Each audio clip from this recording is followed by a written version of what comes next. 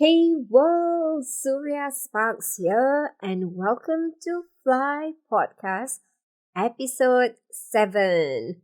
Wow, it is already episode 7, and I'm excited still. I guess I will be forever, but for this particular episode, you know why? Because this is my first video podcast also. So you can still be listening to me over audio channels. At the same time, also watch me speak via this audio podcast. Well, it's an interesting experience, but it's the same thing. It's about sharing a message of first love yourself and inspiring success and inspiring you to go to the deepest journey that is within. And today's episode is about how do you handle the haters? So I've got many of these questions come and pop up to me, especially when those who are starting out their business and they're starting and venture out into something very different from what they normally do. And in my space in entrepreneurship and coaching, I usually have a lot of professionals who are currently employees and they're working and they are shifting into doing their own side hustle. So as they do their own side hustle, they start to do their own business on the side, and their friends, relatives, family members not used to seeing that side of them. They just used to the same old, the person who just goes to work, come back, and that's it, no other stuff happening. And suddenly, right on social media, see this person sharing about a business that they're doing, a side hustle that they're doing, and then within the dynamics in the family relationship itself, this particular person who's upgrading themselves into business, mindset, entrepreneurship, they're getting up and about. And there's a shift in the language pattern, the communication, and literally it's a shift. The family members and the people who know them would realize this is a subtle shift or a sudden shift, and they may or may not be comfortable with this shift. And especially on social media also, and suddenly someone steps up and do something out of the norm, so the social media friends would notice that and take notice that, and some will be supportive and some would not, and will put cold showers, and they are the dream stealers, and they are the ones who would, if for one they're not supportive, and if you're doing business and they're not buying anything from you, that's one side. But already they're not buying anything from you, and then they are also putting you down and saying things that they are not supposed to say. So recently I have this one entrepreneur. She is the online cafe business owner, one of my business partners, and she just got on board. She's working full time, and she is working the retail. It's a very, very long hour kind of job, and she's always been on the lookout looking for opportunities for herself. And she chanced upon this business, this online cafe business, and she loves the concept of serving weight loss coffee and having her own cafe online while she works full time. So she embarks on this business, really excited, very gung-ho, and started sharing on her social media. And then she would have friends who would comment and support her and would PM her to know more about what is she doing. Of course, it's like weight loss coffee. It's very intriguing and very, it just does a lot of curiosity. So she reply the messages. Some were very supportive and help her in her business by becoming customers. And there are those that she reached out to thinking that they were really cool, good friends, and she reached out to them sharing the business that she is doing. And lo and behold, right after the conversation that she had with this so-called friend, she saw that this particular friend actually was bitching about her on social media and was posting about her and saying, yeah, so and so and so is now doing this online cafe business, and I don't know what she's selling, and just like making very, very negative remarks. So she got really upset, and or rather confused, and she screenshot the conversation that she had with this friend and asked me if there was anything wrong that she said, or maybe she had approached it a different way, or she may have offended her friend.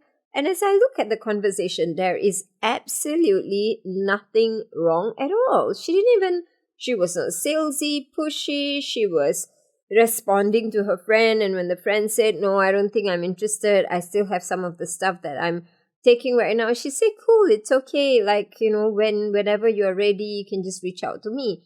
There was no way she was pushing on the sale or pushing it down the throat, but she was just surprised, and she said that I saw this other message immediately after the conversation. So, and obviously she's talking about me because the reference to the business and all is about me.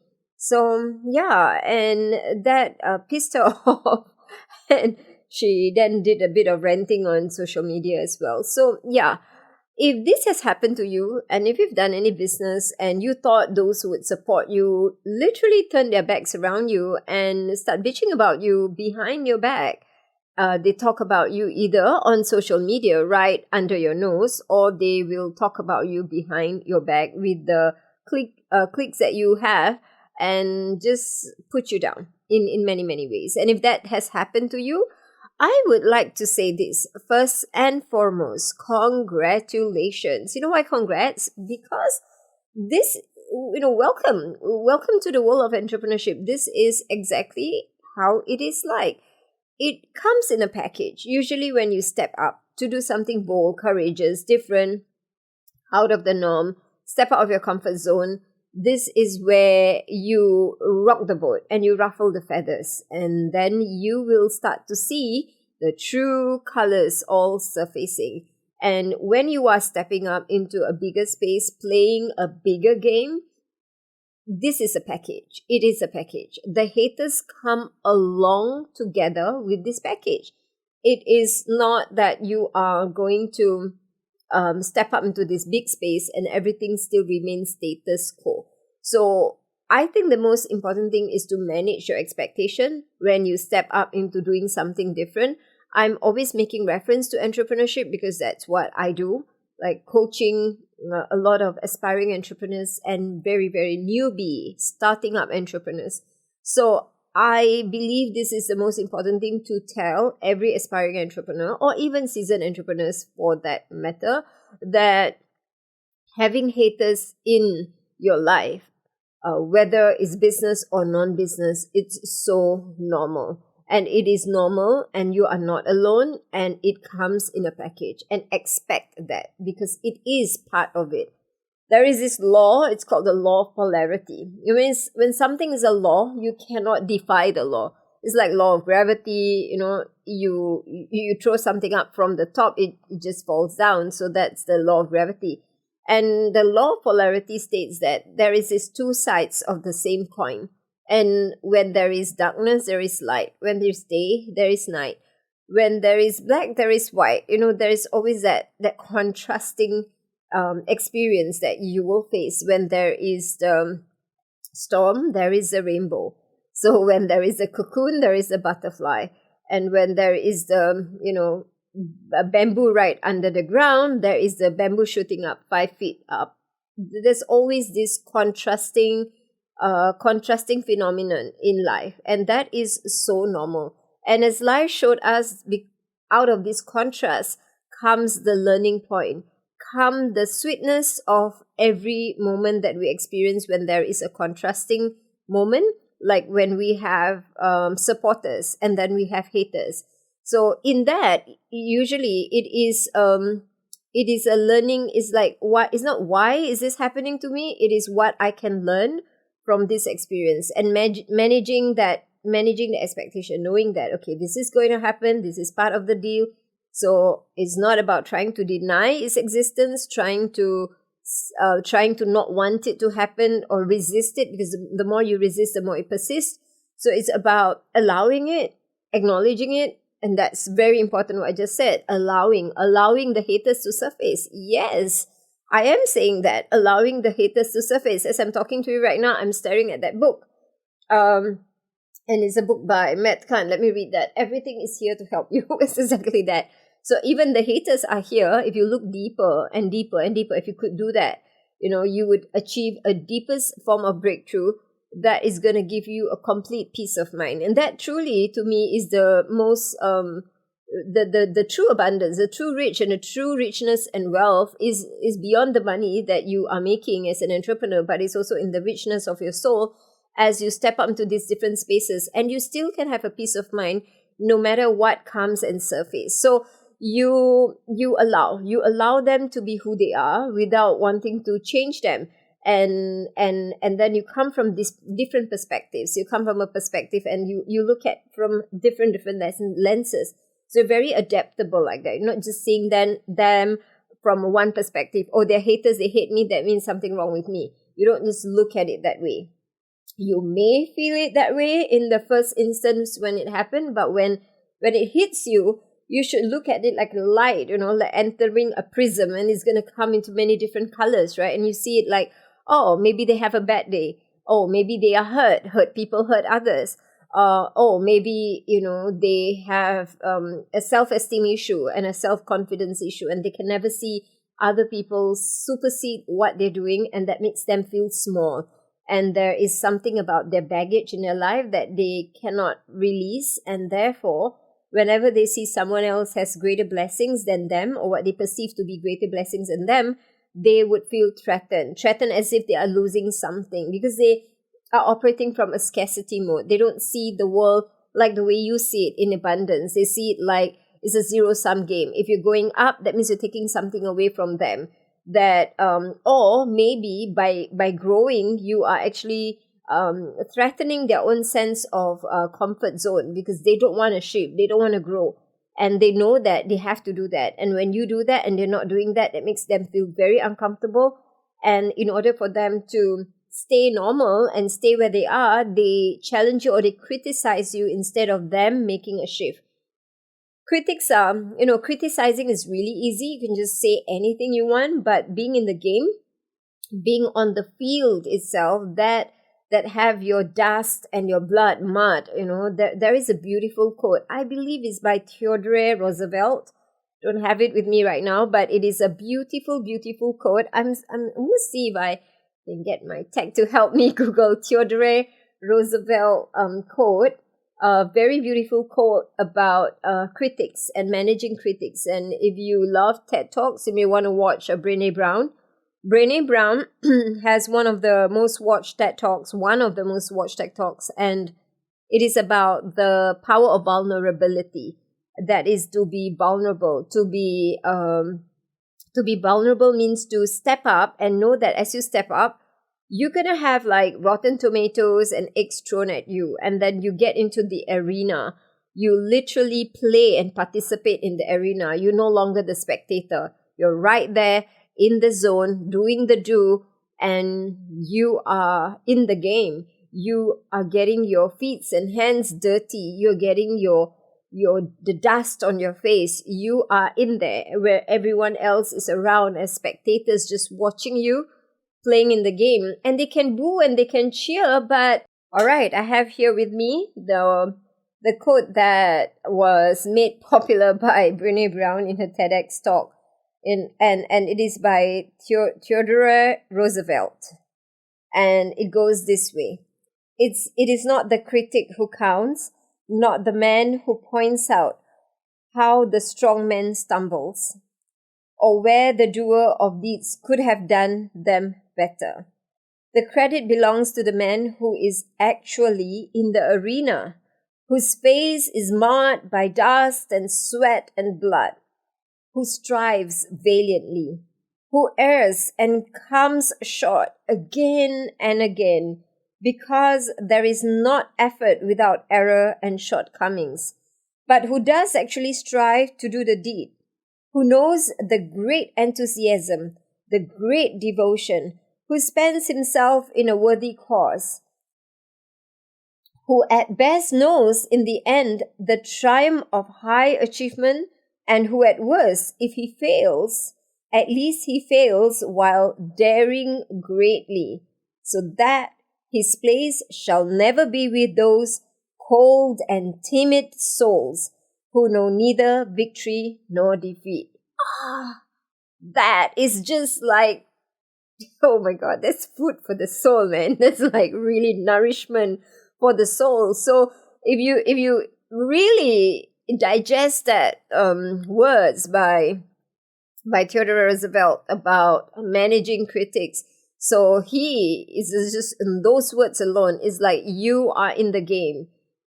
It's when you are in the game, when you are at that, you fail and you fail and you dare greatly, and when everyone else, and it's easier to just sit on that, just sit as an audience and watch and boo or clap. That's all that you do. So and people can criticize from that space, but it's never the same if they were to actually do it. So you can actually in that space, when you experience such critics, you understand that it is part of the game, and you understand that there will always be that contrast, that will be that spectators, and that will be that participant, and that spectators will be spectators are, they just watch and they just boo and they cheer, or they do a standing ovation. Whatever they do, it doesn't matter. It is what you do that matters. And one of the ways I look at it from another lens of looking at haters is that I see them as a very powerful force that keeps me grounded, at least when they do a lot of critics and when they put me down in many different ways.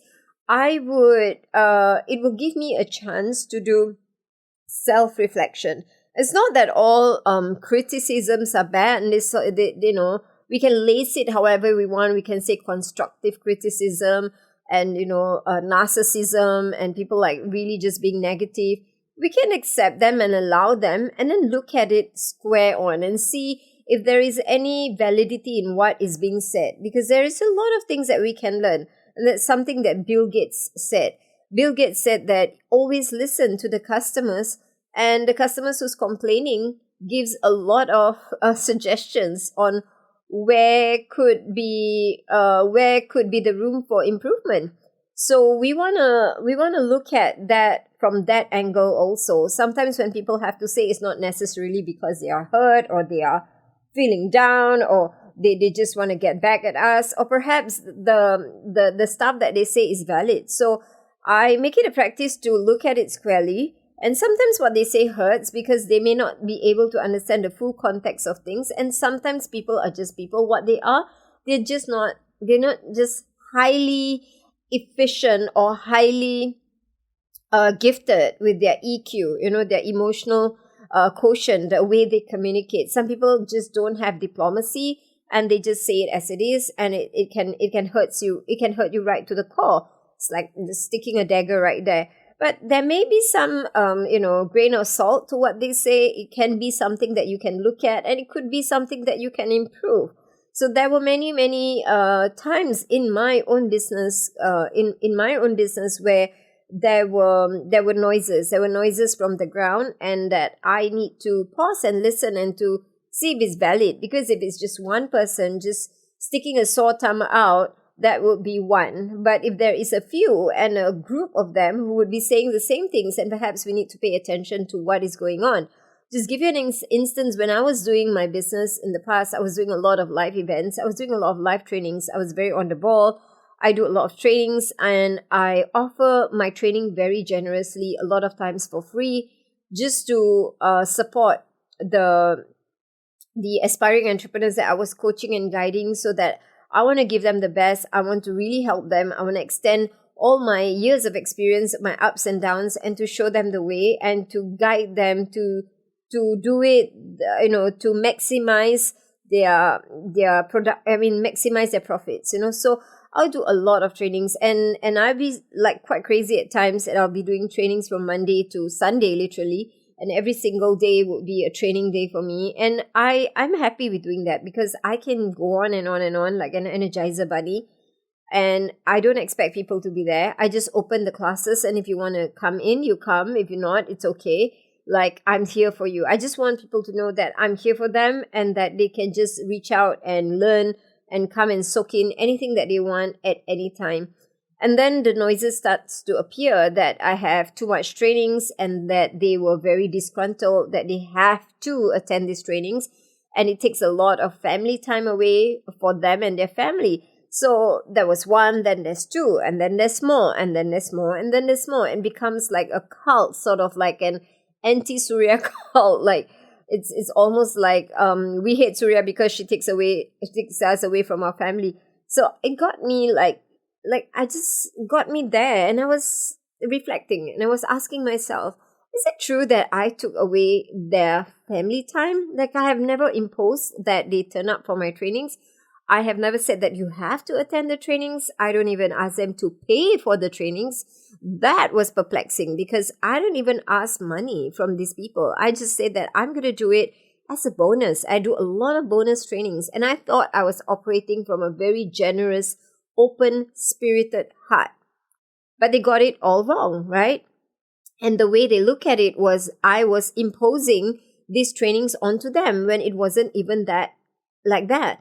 And as I spoke to some people who are more available, I would say that they are more authentic and they are more real to me and would be honest with me. So they will come and explain to me their point of view, and they would say that they understand that I did not impose on them, but they said that every time when I do a training and when they cannot attend, they themselves feel bad about it. They feel like they have lost out. They feel that, oh my God, that training is so good. Suria is doing a great training and I miss out on that.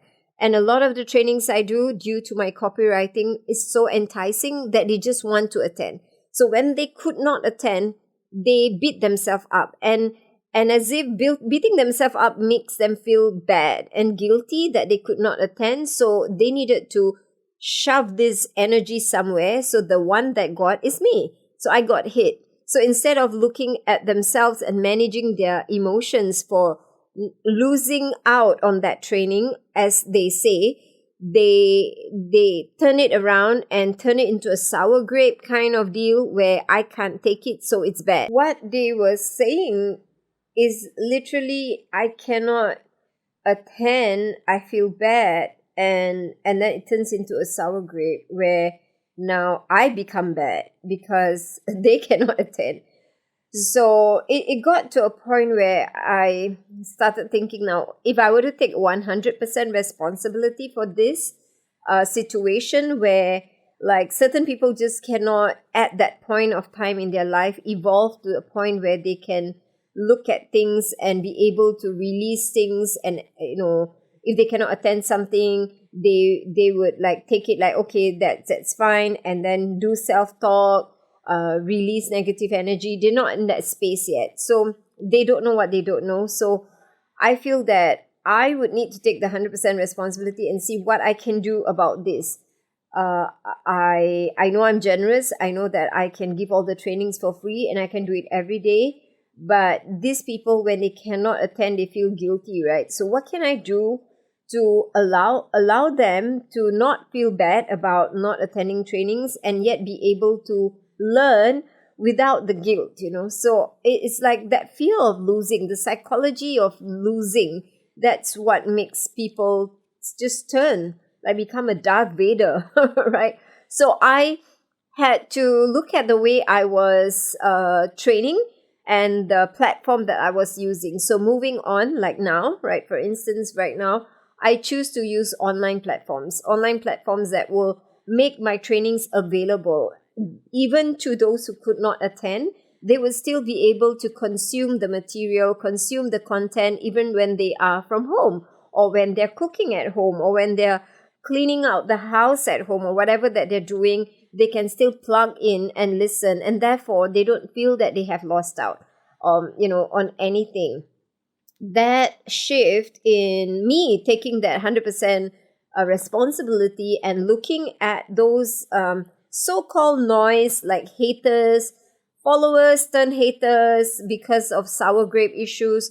And then when I turn it around and I started doing a lot of these programs that I do online, and I record them and I make them available, I realized that the noise has completely gone. There's no such noise at all anymore. There's no one criticizing me or hating me because I was doing too much trainings. They don't see it that way anymore because there's nothing for them to lose, because they were still able to access those content and those training online at home at their own pace, at their own time. It doesn't make them feel slow. It doesn't make them feel lazy. It just makes them feel productive and they are on track. So I guess that's something that I learned in managing haters or critics. And there are times like that when we have to look at feedback and look at what they say as feedback. But though it's not all the time that way. There are some people who are just, working on themselves in many ways. And we will look at them as like, oh, this is so narcissistic. This is such a narcissist that is talking right now, who's so negative and so putting down. There is that difference. And how would you know what's that difference? I guess wisdom is going to allow you to see those two differences, and at what point you will look at certain things and then embrace them and go beyond them with better suggestions and better moving forward strategies. And there are certain points where you will look at haters and you know that they're just being mean, and that there is a time when you would have to set boundaries of self-care for yourself. And that's part of self-love. That's part of why. Part of first loving yourself is about your ability to be receptive, your ability to not take things personally and not think everything personally, because there's not all things that are personal and not everyone can communicate effectively. So when someone cannot communicate effectively and it sounds so wrong, but actually they're meaning good. So it's that very thin line for you to see that. And then at the same time, it is also for you to understand when is self-care needed. When do you have to put boundaries and decide that, hey, this is toxic and I'm not entertaining toxic energy, and this is like an energy vampire, that it is my space right now. Do I want to allow this or not? Do I want to put on the boundaries or not? It's like akin to having your home, like social media. In the time of social media, it's like living in a community where there is no gates. Like we're living in a home and there is no gates around us, and people literally can do anything at any time. People can jump into our home, so-called our Facebook wall, and or just if you don't set those privacy settings, people can just come in and see what you do and just drop their bomb on you. They can just comment on your post and just drop their nasty stuff on you. It's like people walking past your home and then just spit in your home. Or they walk past your home and they throw their garbage through your window. So at those times, you need to realize that, hey, this is out of the zone of what I accept of respectable behavior. And I do not tolerate this. And this is a no. Nobody comes and spit through my window. Nobody comes and throw their garbage in my home just because it's an open space. So you need to start to look at that from that perspective, that this is your home, this is your space, your Facebook wall, your Facebook post, your comment space. They are all very sacred spaces. You can choose to allow and not allow who would leave their comments there. And if those comments are totally disempowering, you can delete them. You have the rights to delete them. Who says you can't? And why wouldn't you? So you delete them, and then not only do you delete them, you block these people. They're just energy vampires. You don't have to allow them into your space. They're toxic energy. You can make a choice and decision and say, no, I'm not allowing this right now.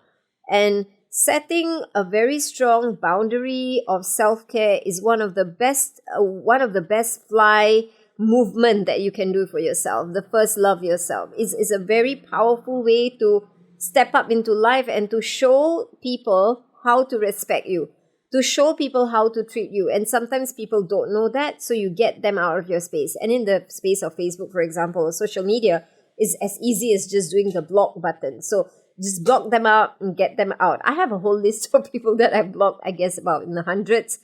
So I just don't want that toxic energy. I don't want to deal with that. I have battles to fight, and I choose my battles. And these are not that I want to put my energy and focus on.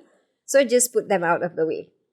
So like I said earlier, looking at this from a different perspectives and different lenses, and understanding that these are just contrasts. In contrast of the haters, contrast of the followers, contrast of love, contrast of hate, contrast of anger, contrast of comfort and support. So you have those two, and it is in those two, and it's in polarity that we learn to be human, that we learn to experience these different facets of life and emotions. And it's not denying those experiences and those emotions, but it's about allowing that emotions to surface, learning how to deal with it, the feel, deal, heal concept, learning how to feel the pain, the pokes. And then for me, when I feel the pain, I feel it and I journal it as a way or as a tool to release those energy and whatever that thoughts that I had, and just put it out on paper and do a brain dump on it. And okay, this person is doing something, and this hater is coming out of the woodworks, some of them just hate my shadow. I mean, there will be people like that. You can stand there and do nothing, and they just still hate your shadow. So you can do a brain dump when you feel hurt. You could talk about it, you can write about it, you can journal about it, and then release that emotion. Release it means, breathe it out, take a deep breath, put it out of the way, and then after that, you refocus back on what you're good at. Like I said, when you have those contrasting things, you can choose to look at it and look at it as a feedback that can help you move forward, or you can discern it as just simply toxic energy, and then you can just put it out of the way. That means block the person out and then just deal with your own emotions. And after you've dealt with your emotions, you feel, you deal by doing the journaling and all that, and then you will move into the healing space. So that's what I do a lot of times. When I get hurt, I look at the comment, and at that moment when a comment hits me, it may be very painful. And then I look at it, is it true? Is there something I can learn from this comment? If it's not, then I delete them, I block them, and then I do my journaling. And then after that, as I'm healing, I actually write on Facebook as if it's my diary, So I'll just write about how I experienced that experience and how I feel about it. I sort of like do a debrief about it with myself on Facebook. And that has become a learning point for a lot of people in sort of teaching them how to deal with such toxic energy. So the contrast. So it's good that haters come along. They teach us a lot more. Sometimes the enemy can teach you more than what a friend can, They point to areas where you sometimes need to so much heal. And a lot of times haters may come into your life, and it's perfect for you because you have asked for big things in life. And for big things in life to surface, you need to become a different person. You need to evolve into a very different person. And for you to evolve into a very different person, you need to release a lot of these unwanted thoughts that you may have about yourself. Now, when a hater come to you and say that you just baloney, you just bullshit, you're not good enough, or whatever they say to you. So you hear what they say, and that could be another way of looking at it. That could be a resounding board inside you. Possibly that's the words that you have been saying to yourself. And they have said that sometimes the external critic is gentler than our inner critic.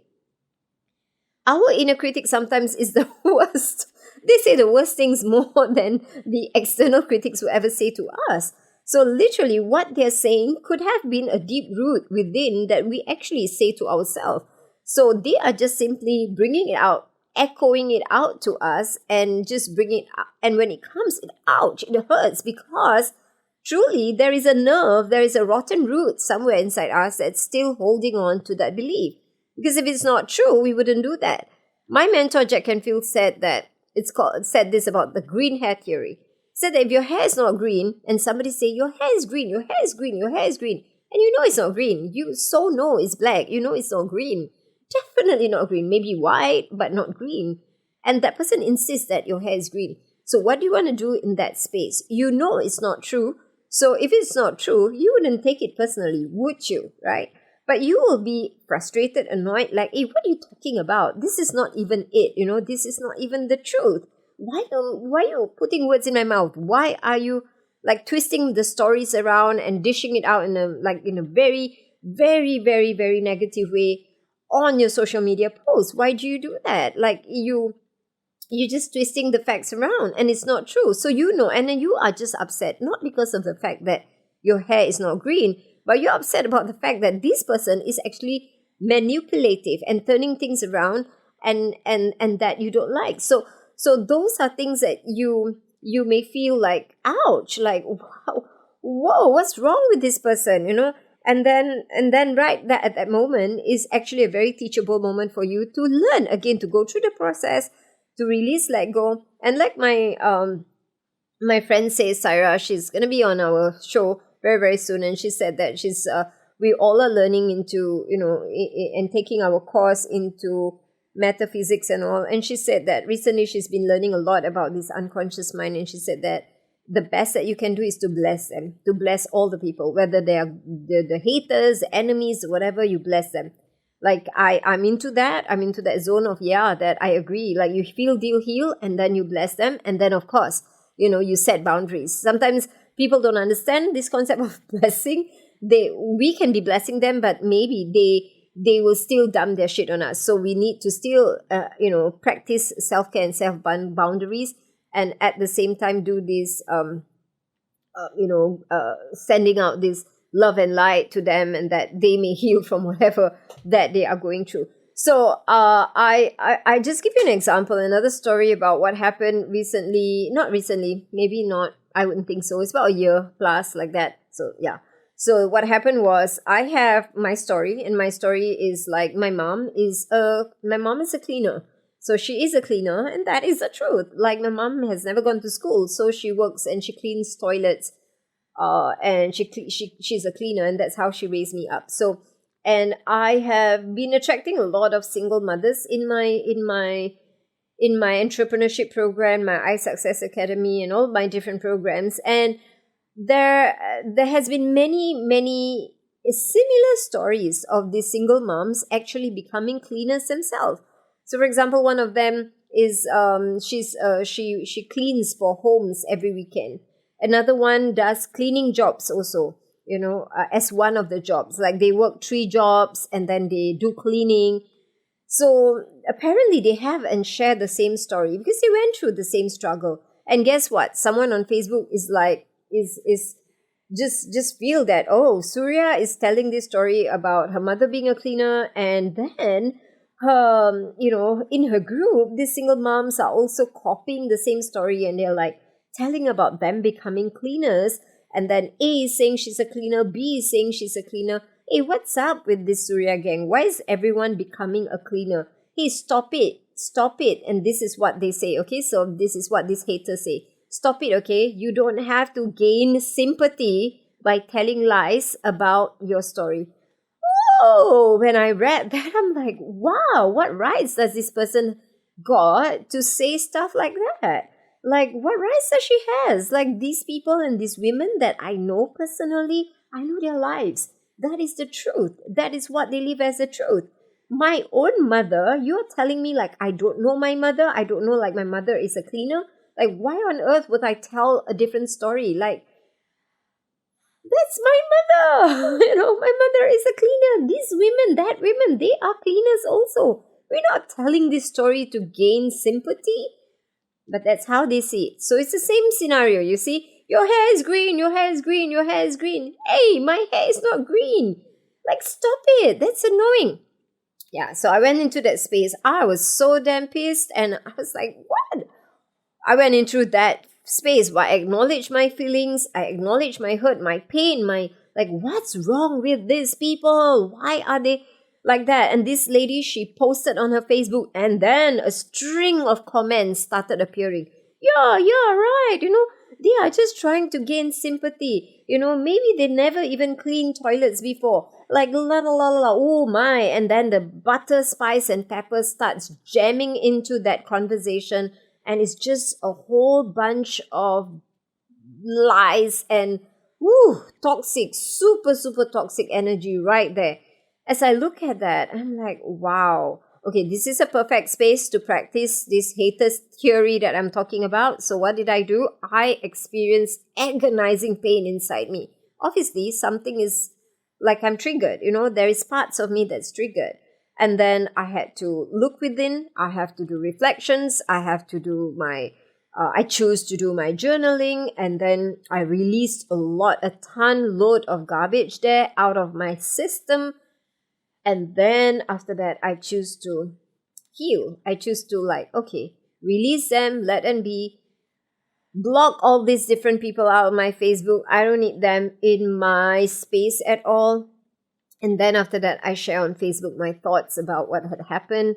And end of the day, I always come to the space of all is well, all is perfect, all is good and great for the greater good of me. That there is nothing that happened in my life that is meant to put me down.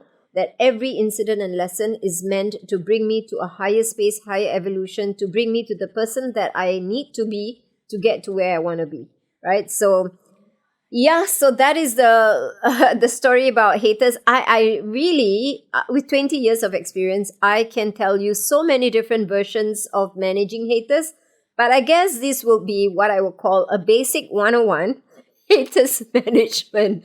There's a lot of 101 there, but that is, in a nutshell, how you actually manage haters. If I were to summarize them, you can look at it from a one-track mind. You can look at it from a feedback point of view. You can look at it as a way to improve yourself. You can also look at it and see it as, wow, this is really toxic energy, and then make a decision, choice of self-boundary, self-care.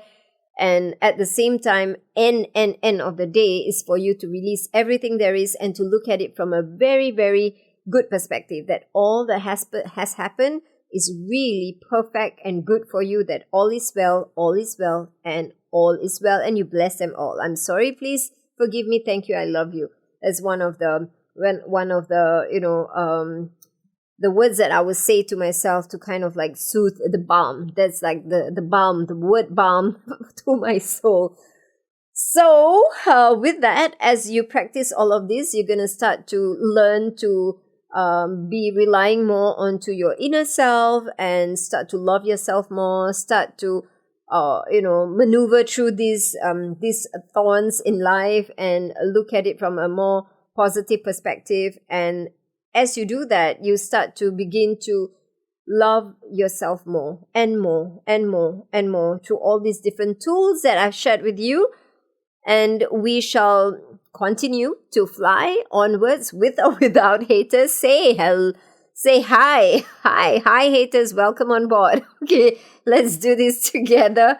And I'm going to just love myself. I will continue to love myself. I commit to love myself in every way, with or without haters. And I'm going to turn it all around and look at it as all good for me. And everything is always prioritizing myself to always first love myself. First love yourself. Fly. So if you love this episode and you love what we have shared so far about the concepts of fly in the context of all these different topics, and looking forward for more topics to come, do subscribe and do follow whichever channel you are listening this audio or video at. And you can also put your reviews. If you're listening to iTunes, you can put your reviews there. Or best still, if you can just share your review in our Fly movement. We have a Fly movement. We have a Fly podcast community where you can join us and share your insights and your inputs and just connect with other like-minded flyers, okay, Fly community members. And also, you can check out the podcast in my website, is flywithsuria.com. And right there, you will also find training programs that I give away for free. And you can subscribe to the e-newsletter where you will get from time to time fly nuggets through your email. Looking forward to see you in the next series. Continue to fly.